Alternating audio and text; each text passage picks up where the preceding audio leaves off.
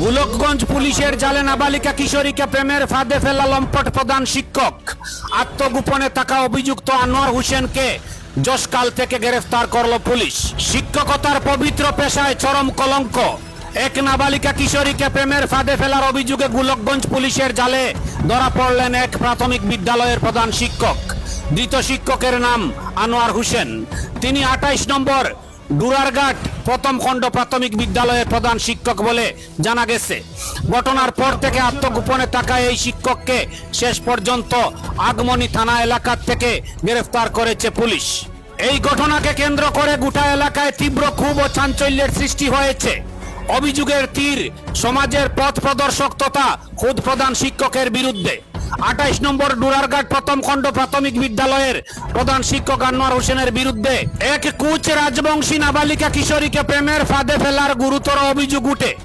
এই ঘটনা প্রকাশ্যে আসতেই নাবালিকার বাবা গোলকগঞ্জ থানায় একটি লিখিত অভিযোগ দায়ের করেন। অভিযোগের ভিত্তিতে গোলকগঞ্জ থানা পুলিশ একটি মামলা রুজু করে ঘটনার তদন্তে নামে। অবশেষে পুলিশ আগমনী থানার অন্তর্গত যশকাল দ্বিতীয় খণ্ড এলাকায় অভিযান চালিয়ে আত্মগোপনে করে থাকা আনোয়ার হোসেনকে হাতে নাতে আটক করতে সক্ষম হয়। একদিকে নাবালিকা নিগ্রহ, অন্যদিকে শিক্ষক পদের অপব্যবহার, সব মিলিয়ে আনোয়ার হোসেনের এই কৃতিতে ফুঁসছেন ডুরারঘাট এলাকার বাসিন্দারা। ধৃত শিক্ষককে কঠোর শাস্তি দেওয়ার দাবি তুলছেন স্থানীয়রা। পুলিশ ঘটনার পরবর্তী আইনি পদক্ষেপ গ্রহণ করেছে। ব্যুরো রিপোর্ট, আমার সোনার কালীগঞ্জ।